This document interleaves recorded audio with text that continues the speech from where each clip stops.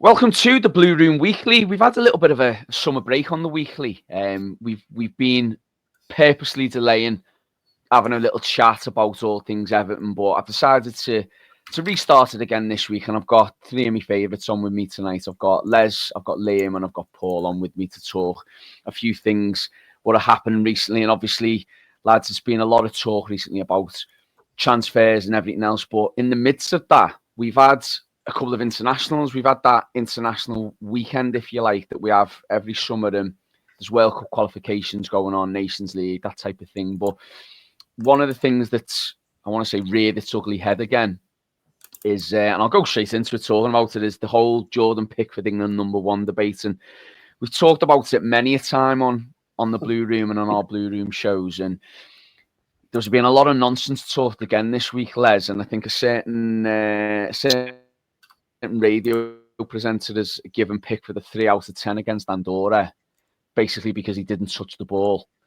And I think it was another clean sheet for Pickford, and albeit in a game he didn't have to do anything against the side that are international minnows, but it's another clean sheet. And in that game, actually, instead of the national media giving him credit for becoming the second most capped English goalkeeper of all time, only second now behind Peter Shilton and beating David Seaman's record, he was mocked in a lot of ways for not being essentially what people, I think, want him to be or what people expect him to be. And I've gone on record as saying I just ignore the arguments now. I'm bored of them and let them have Aaron Ramsdale or whoever they want as England #1. But it's getting a bit tedious now, isn't it? I mean, what more does this fella have to do to prove himself? I really don't know what people want. It was like, I mean, Adrian Durham, I think the best description here of him was he's built like a sack of, like a pile of clothes or something like that. He's just a weird fella. But that's his stock in trade, isn't it? He's just like, he likes to try and be a bit confrontational, a bit controversial, and you know what Evertonians are like. If you pick on one of us, we all go for you. So it was easy bait for him, wasn't it? But I think it was summed up for me last night when I'd completely forgotten the game was on. And when it started and I saw Dean Henderson was in, I was like, I hope England get beat here straight away. Because it's just like, I mean, you shouldn't feel like that, but it's kind of vindication, is it? Because you think he probably doesn't concede 2 of those goals last night. And he's just infinitely better goalkeeper than anything around him. I've said in the past, like, he's the best England goalkeeper, best English goalkeeper in my lifetime. And I stand by that. And, I was born in 77, so seen the whole of Shilton's career, Seaman, keepers like that. I think he's better than all of them. So, I mean, Paul might be able to put me right on this. I don't know. But in my lifetime, I certainly think he is. And, it's a bit rum to say, well, he didn't do anything with his feet when he got the ball. It's like just clickbait, really, isn't it? But for me, he's just hands down the best keeper in the league. Hands down, definitely the best England keeper. And I just don't know what people want. Because, as you say, there was a lot to celebrate about that the other night. And getting, the caps, second best caps record.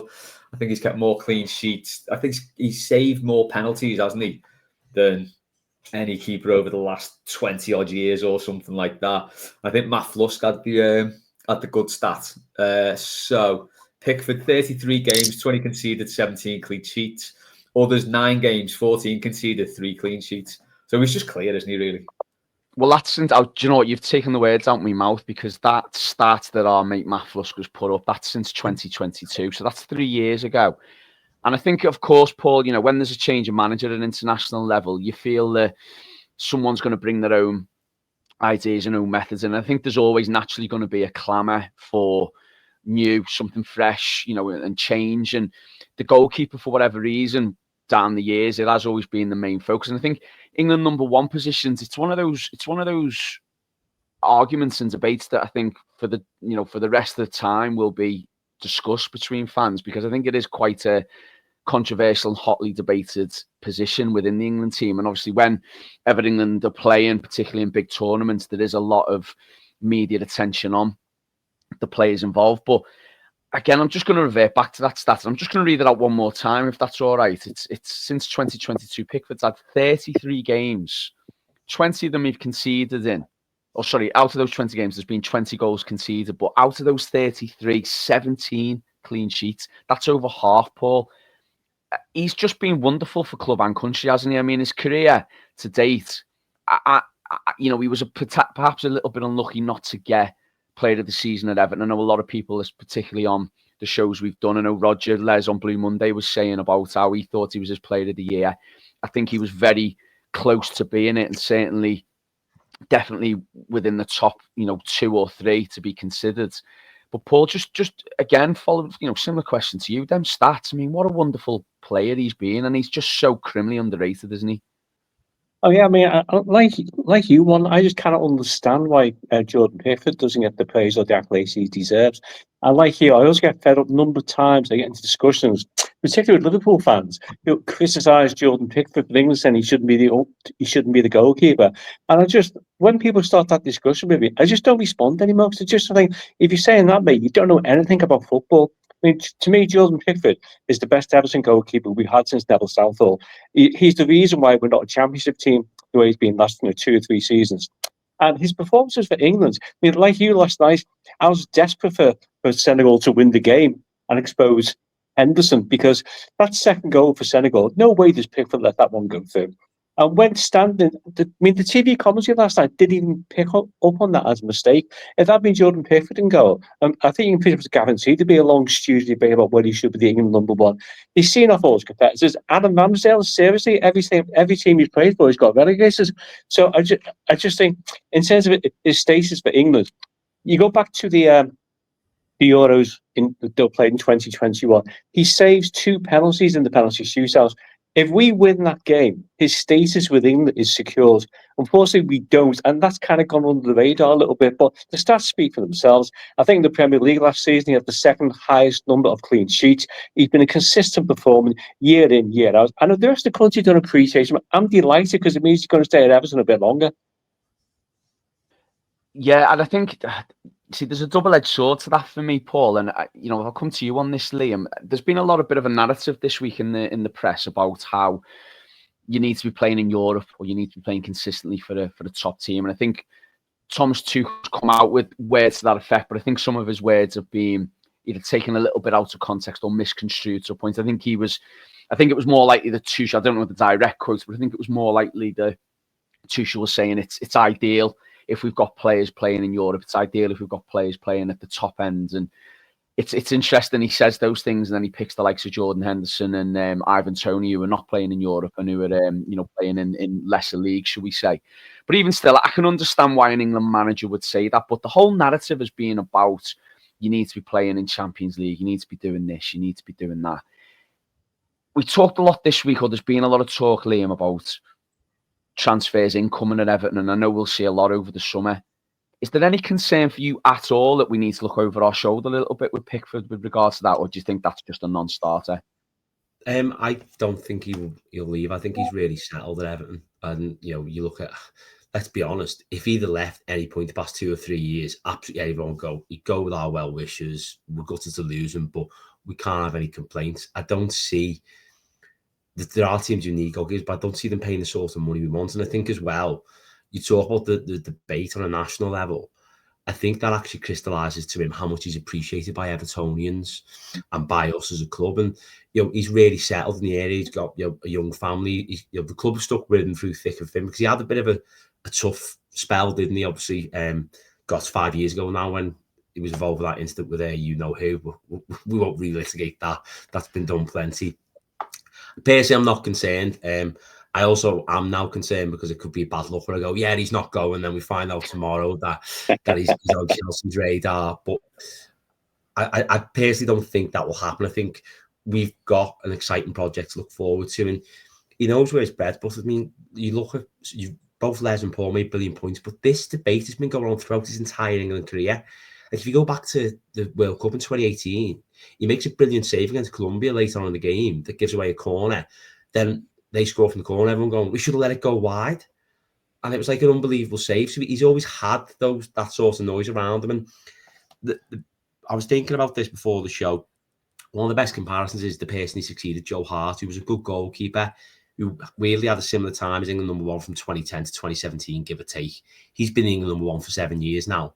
And when Hart was displaced around 7 years in, he was on the way and he'd been bombed out by Man City because he had a couple of free kicks up against Scotland. Whereas Pickford now in the same time frame is probably coming into his peak. So I think there's a lot of talk around him's nonsense, and I'm not really scared about losing him personally at this moment. No, I think I'm not as well. I don't think it's going to be one of those things that happens unless Everton receive an offer of that you just can't turn down. But I'm not worried. I think I just maybe thought along the lines of if this has been the narrative this week, has he had one eye maybe thinking about his England future? But I think you're absolutely right, Liam. I mean, you know, he is in his peak. I think he's 30 now, and I'd go as far to say as the last 2 seasons he's probably had his best in an Everton shirt, and he's been named as captain on a couple of occasions as well. So that maturity's really come through, and I think that, look, you know, every time I listen to anyone speak now about him who supports us, you know, it's only the highest praise ever offered, and I think we're all just a bit frustrated for him that he doesn't get it more from a national point of view, because, you know, we love him so much, and I think we just want everyone else to feel what we feel. But I think certainly he's got no issue in being worried about you know, receiving praise and receiving his due, you know, praise from us as Everton fans anyway, because we obviously all think he's incredible, and he's been incredible the last 2 years. Just on England then, because I mean, I know obviously Pickford's been the only Everton player featured. It seems like, I don't want to talk about it too much, obviously, because it is an Everton podcast, but Tuchel's got a bit of a job on there, hasn't he? I mean, I've just seen today reports about Jude Bellingham being a bit of a nuisance and being a bit of a controversial figure. And I don't know, it doesn't seem all harmony and roses at the minute. So maybe if Pickford wasn't involved, Les, it wouldn't be the worst things, but not the greatest of start for Tuchel at all, is it? No, I think gobshite was the word you were looking for then, mate. Yeah, it's a funny one, isn't it? Gareth Southgate had a really settled squad, and I think the thing he did well, and people can kind of appreciate now, is he picked players not on reputation or not on the team he played for. He would generally, anyway, pick players who were in form. Obviously, there were exceptions, because I think he should have picked Branthwaite, Tarkowski, and Pickford as 3 of his back 4, or 3 of his back 5, but that's another matter. But he generally did sort of pick players not on reputation or the club he played for, and he did for however long he was in. What was it, 6 years or something?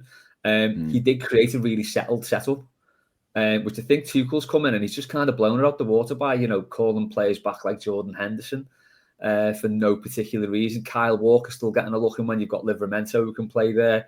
You know, there are far more better options he could be playing, but he seems to be going with some older players for whatever reason. I don't know. So I think he's kind of pulled the rug from under his own feet there when he didn't have to. If he could have been a sort of a bit of a continuity candidate, obviously put his own stamp on things, make his own tactics and stuff, but just keep that sort of feeling going. That's, you know, it's done England really well, getting to finals and stuff in the last couple of years. Something that, you know, for most of my lifetime, we've not done.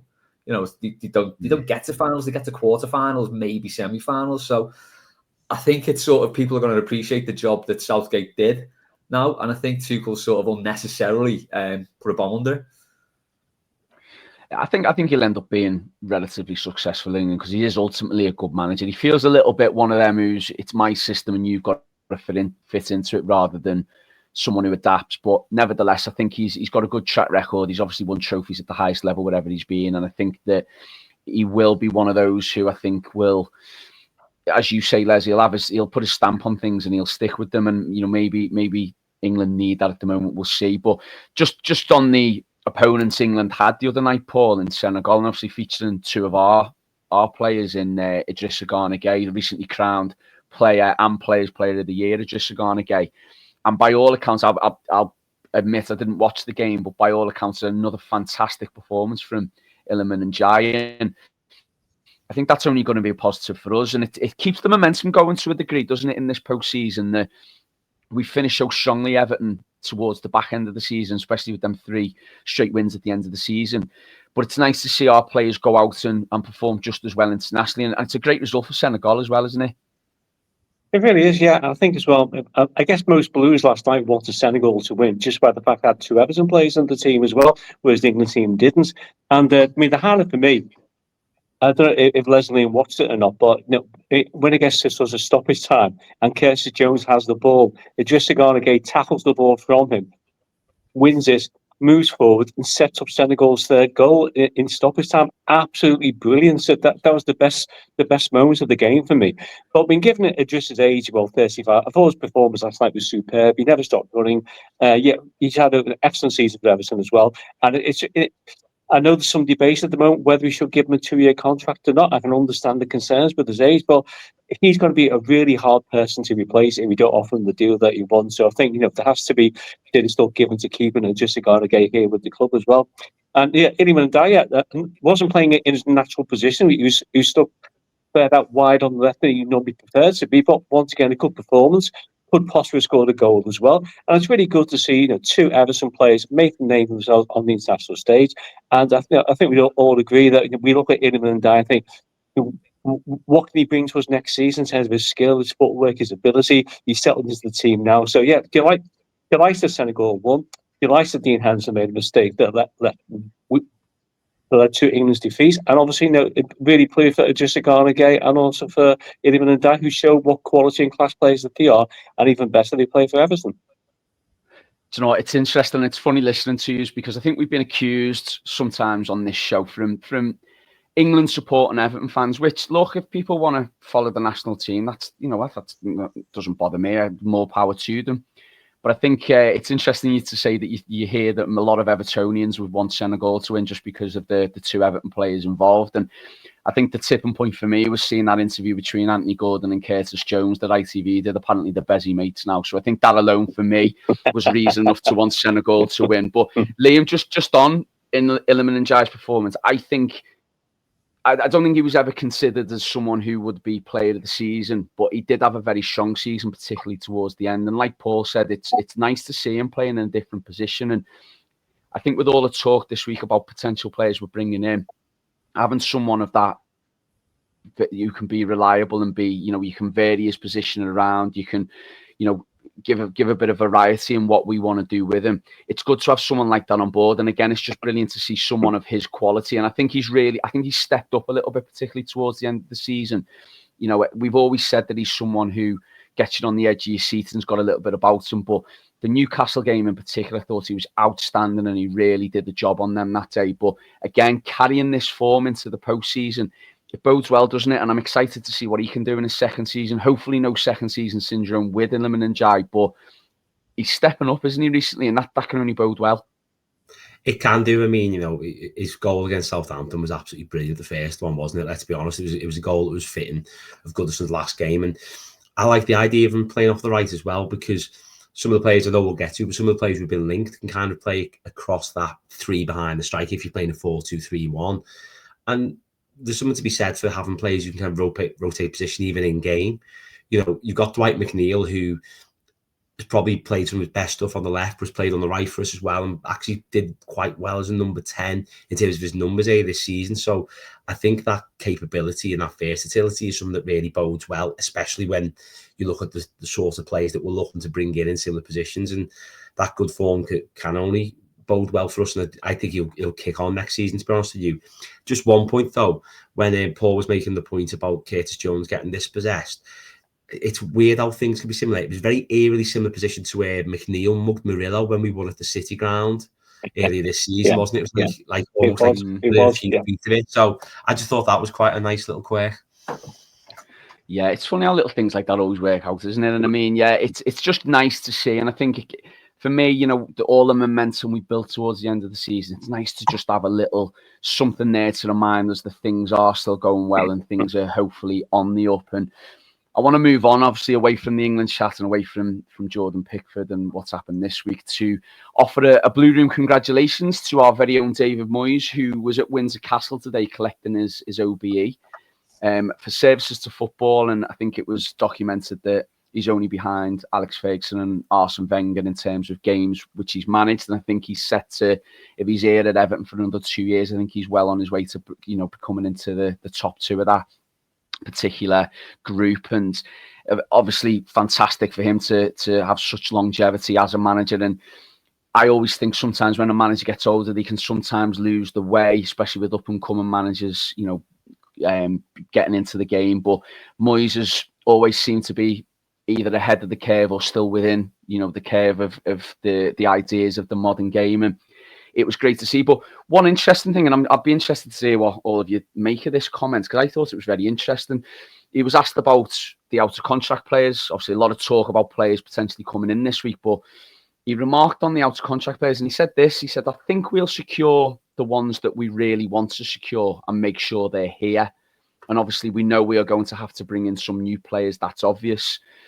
So, I don't know, Les. I found that really interesting because he's more or less there saying that, look, the ones we want in, they're staying.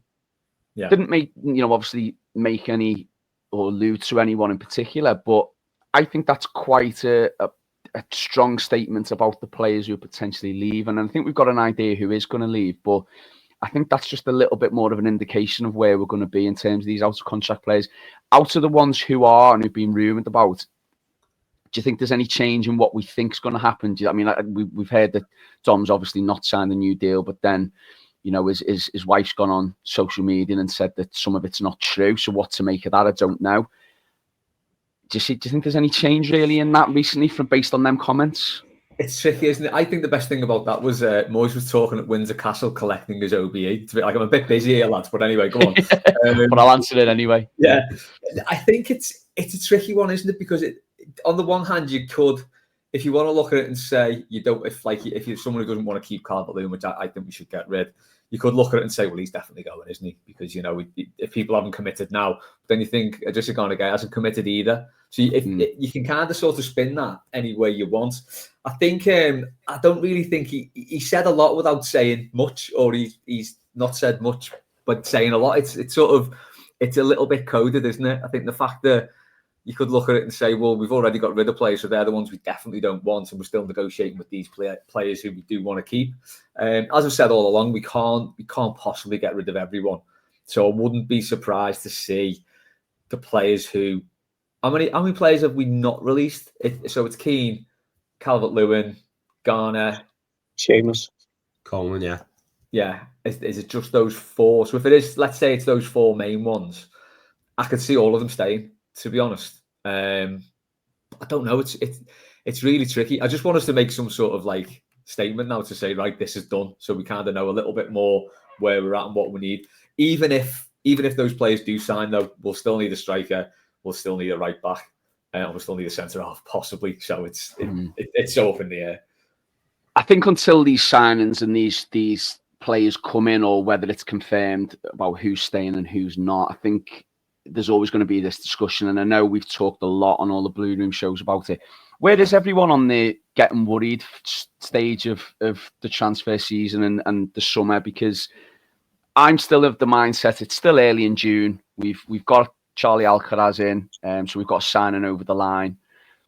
Where does everyone feel what point does it have to get to before you start getting worried? Because I was under the impression, and I felt anyway, that we get business done relatively early, but obviously it's still a very difficult market, and there's still a lot of things going on behind the scenes in terms of recruitment and people who are in positions at the club. What's everyone's feeling? How's everyone feeling about it? Are we at the worried stage yet? Are we feeling good about things still? Do we feel that it's still early days, and even in the 11th of June as we record today? Liam, how are you feeling about things currently?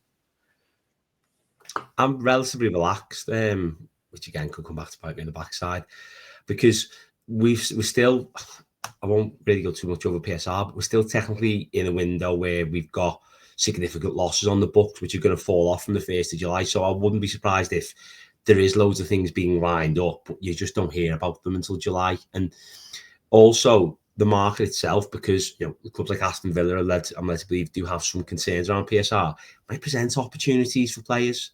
It might present deals that can be done, akin to the last season when we were talking with Newcastle about Yankuba Minter, or when we sold Lewis Dobbin and Amadou Onana and brought in Tim Inabunam.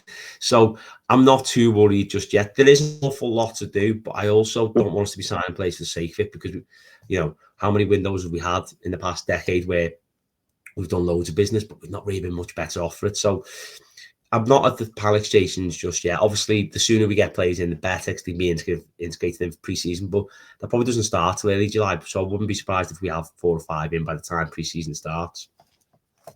Paul, what about you? Are you worried yet? Or are you like Liam and you're quite relaxed and you think things will start moving when they need to start moving? Yeah, I'm totally with Liam on this, and I think Liam made a really good point there about the PSR depth in the 22-23 season. I think that elapses when we get to the 1st of July, as Liam said. So we've got more money then to more freedom to operate into the market. And no, I mean, I never really panic about the transfer window until it starts to approach the start of the season. I think ideally, if we get some business done in July, have the players together before they go off on the tour to the States, I think that'd be a real plus. What we don't want to do is be like, be in a panic situation. We often are on transfer deadline day, unfortunately, which end up, with catastrophic decisions like bringing like Neil Mopay to the club at the last minute.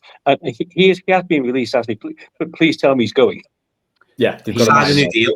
Signed a new deal. I just want to confirm that. Yeah. So fortunately, Paul, he's obligated to sign for Marseille. I think there was an obligation as part of his loan deal that they had to sign it, but I believe he might even be leaving there, or they're trying to flog him now. So yeah, there we go. He didn't play much for them last season, did he? I don't think. I don't think so. No, he when he did, he kind of tweeted Everton, didn't he? Because they're too busy on Twitter to be playing, isn't he? Yeah. So, but I think we'll all be glad to see him back in. But yeah, I'm with Liam on this definitely. That I'm quite relaxed at the stage. I think, as Les mentioned before, about the negotiation players after contract. Still, it is negotiation. So you don't close someone off the market by making a comment in an interview like Moyes did today. He kept the window open. Everything's a possibility, and I'm still firm with the view that as well that. You don't agree to let players go unless you've got an adequate replacement to come in and step up and fulfil that role. So, the striker is the one position that really concerns me. I'd like to see us do some, bring somebody in. There's a real pity we missed out on Liam Delap, and unfortunately, we're just in that situation now. Without sound like Thomas Tuchel, because we can't offer European football, then there's only a certain level of striker we're going to be able to attract to the club, and let's take a gamble on somebody a bit younger, a bit unproven. So we just have to see how that one pans out. I mean, I was wondering as well. I mean, Armando Broja, would there be any chance of him coming back on loan again next season? I think that's ship sail. Personally, I can't see that happening. I mean, I was thinking about this actually. You bring up the point about Broja because he was a loan signing, and I was actually thinking Moyes first time around wasn't massively keen on loan players, because I remember the idea was, now whether he's changed nowadays, old man Moyes that we love so much now, but I remember Moyes Mark 1 was very much against loan players. He was like, why am I developing someone else's player?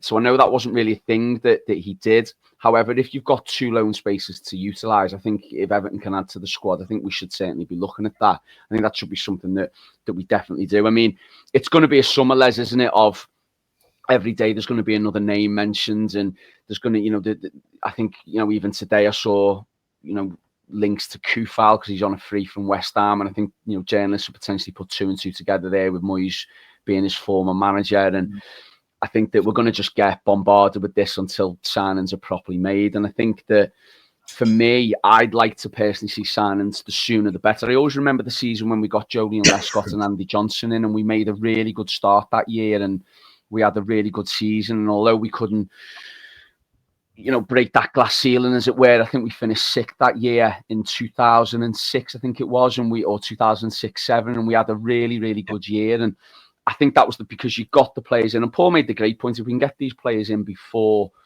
we go on tour or before we start pre-season, it just gets everyone bedded in early, and it gets. I think pre-season's so key. Where are you on the worried scale, Les? Are you like the other 2 lads, where you're quite relaxed about things, or do you think Everton needs to do something pretty quickly?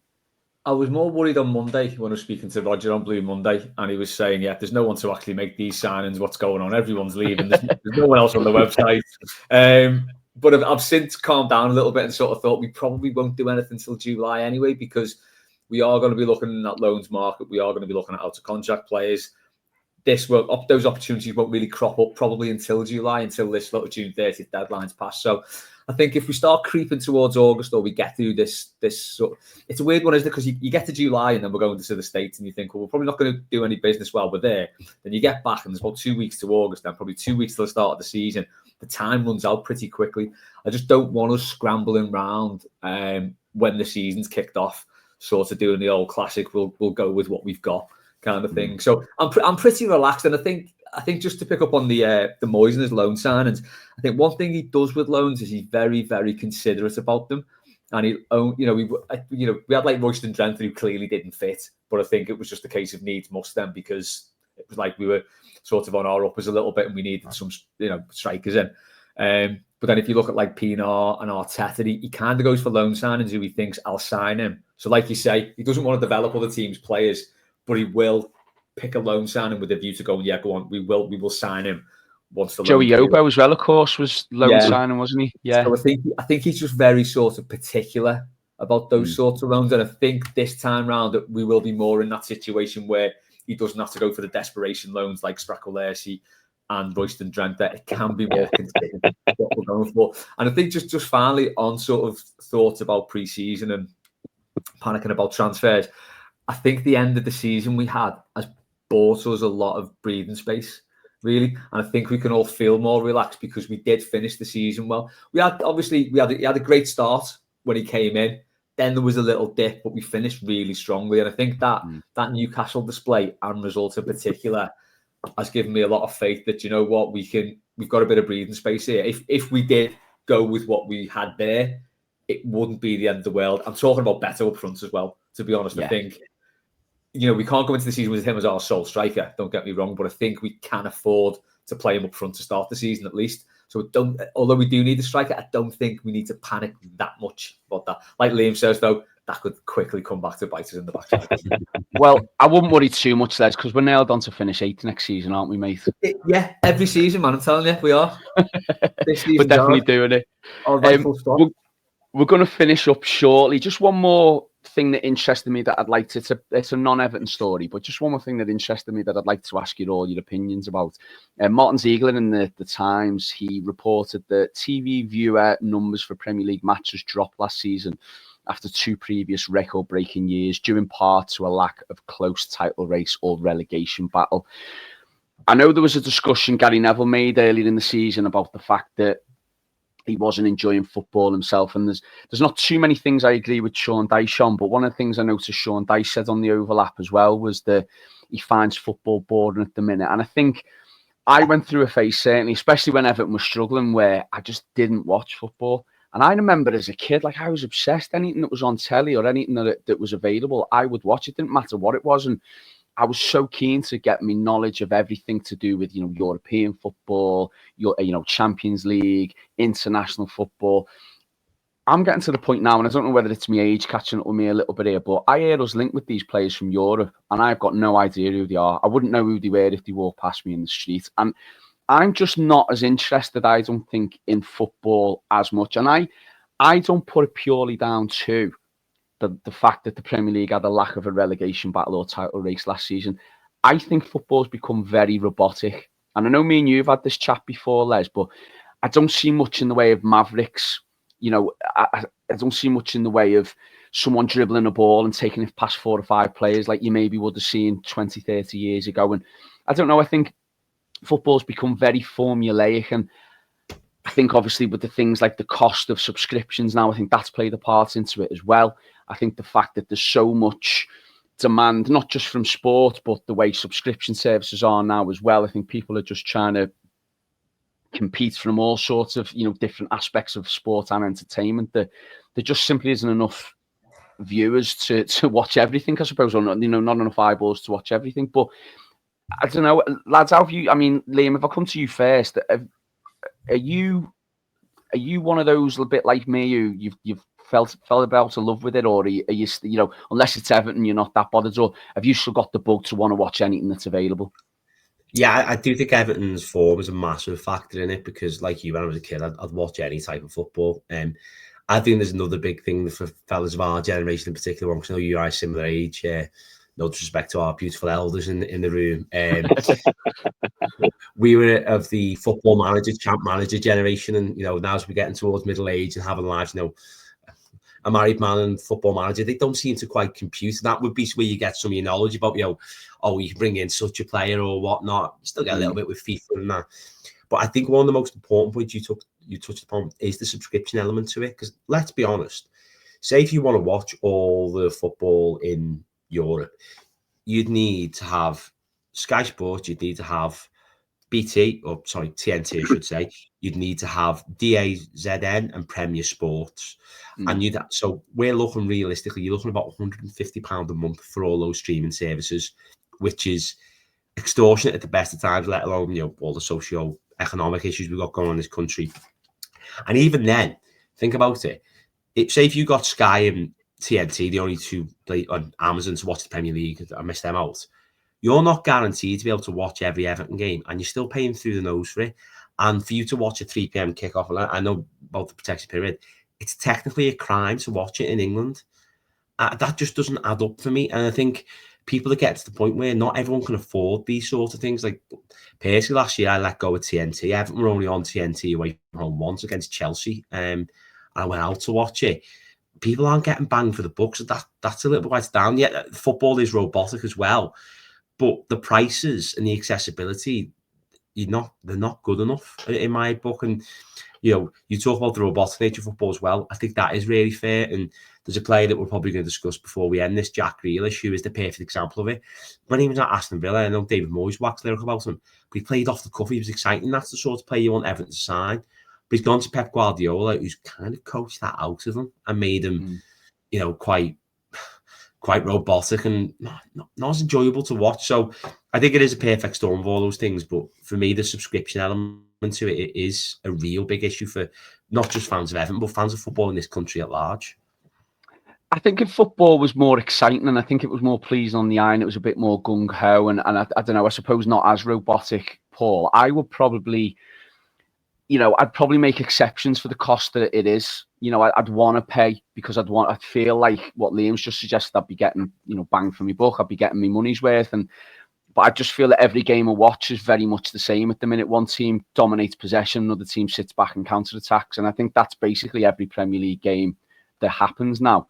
Or you'd either get two teams which just cancel each other out with just possession, or you get two teams which cancel each other out because they just want to sit back and let each other, you know, counter-attack each other. So it seems to be only two styles of playing now. It doesn't seem to be much, you know, differentiation into that. But for you, Paul, I mean, and I say this with all due respect, I promise you, I know you're a little bit older than us and you've seen football through the decades. Is football nowadays as enjoyable as it was, say, when you were younger or through the 80s or through the 90s, whenever it might be? Or is it a case of what Liam says is just a perfect storm of all these elements that are turning people off at the moment? Yeah, to be honest, it's probably a combination of both, because obviously, you know, when I was growing up in particular, you didn't have a saturation diet of football. So whenever there was live football on TV, you really appreciated it. You know, certainly like when we won the titles in 84, 85, 86, 87, I think both BBC and ITV only allowed to show eight live games during the course of the season. So when they were on TV, it was a real event. I think the problem now is that you and Liam are both right there about the description of robotic watching football. I mean, to me, it's sort of like the Pep Guardiolaization of football, that every team thinks they have to play the Pep way to get the results. I mean, I find Man City one of the most boring teams to watch. The team, I'll really sit down and watch TV because they just don't entertain me.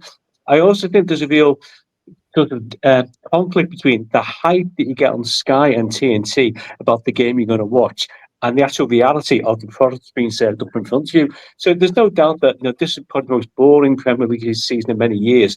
And for me, I probably watched less football this season because Everton weren't involved in a relegation battle. So we'll have to sweat out on a Monday night, hoping the Wolves got beat, hoping the Crystal Palace got beat, because that was going to keep us up. But one thing I do from time to time, I mean, on ITV4 on Saturday morning, they show repeats of the big match from the 70s and 80s. I think you referred before about Maverick players as well. And it's a different type of football. It's the first thought of players is to get the ball forward rather than turn playing it back to the goalkeeper. There was a time when the goalkeeper wasn't a chief playmaker. So I just sometimes go back to that thing. Was football that good?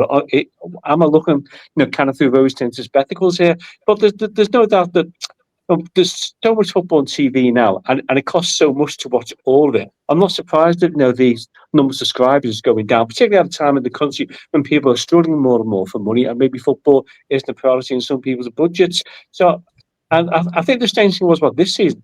Whilst the Premier League was so predictable, the two domestic competitions were the complete opposites in getting two teams that won it with Crystal Palace and Newcastle. Great point. Compared to normal Big Six contestants. And I'd be really interested to see what the FA Cup viewing figures were like this season compared to previous ones, because for once, there was actually a bit of a contest and somebody who wasn't in the elite had a chance to win the competition. That's a really interesting point, and I think it would be interesting to see. I think the FA Cup anyway, because it's free to air generally, or it has to be free to air. I think generally does well, and I know when, for instance, England are on in summer tournaments, or when summer tournaments are on, they do well. So I think football's definitely not lost its appeal, and it never will. It's always going to be the world's favourite sport. But I'll give you the last word on this, Les. I mean, I think the lads have made some really interesting points there. And I think that, one thing that, Paul, you've just said then as well, it's definitely easier watching football when you know that your own team is safe, because I don't want to watch it when I was looking over my back every time. And that was horrible to have to put yourself through that and remind yourself of the stress that Everton put us through. But yeah, Les, I mean, I think we've come to the agreement here that it is sort of a perfect storm. It's not as simple as just we've had no title race and we've had no relegation, is it? There's a lot more to it than that, why I think viewing figures have been down recently. Yeah, I think on the sort of was football better in the old days? I think that's a conversation that everyone's been having. Every generation has that from like the 60s. Like, players were better in the 60s, 80s, all the same. I think the last one was the Barclays men, wasn't it? Where we're getting all teary-eyed. So I think every generation sort of has that conversation. It's just a natural part of getting older. But I do agree that, like Paul said, the Pep Guardiola-ization of football. When you've got teams like Derby and Hull in the Championship trying to play this intricate passing football from the back, it kills everything, and it does. Players. I think one of the best rules that have come in the last sort of generation or so was the back pass rule. Yeah, it really did make a massive, tangible difference to the game for the better. It's gone full circle now for me. Like Paul said, you keep as your playmaker, and it's so a player's sort of first reaction is to turn back and pass the ball back to him and start again, and just like that horrible phrase, just keep recycling the football, and it's very good. And I think that played a big part in it, having the keeper as that sort of player in the team. If you go back to the first season of the pass back rule, by the way, I would implore everyone to do this. There are some absolute howlers from the keepers, but they do not know what to do. I think, like Liam said, though, one of the overarching things is it's too expensive, and I just think there's too much of it. I think there's no, it's relentless. It's wall to wall. You've got a massive bloated Champions League. You've got the Europa League. You've got the Europa Conference. You can see all the South American football, all the European football. There's just too much. There's no sort Scottish football. You can watch leagues from around Europe. Yeah, you've got like your Nations League that finished just last week. Then you've got your big tournaments. So it used to be a case of, and there's me sort of looking back to the past when it was better now. But like you'd have your league season, there'd be a little break. There might be a major tournament, then there'd be a break after that, and then you get back into it.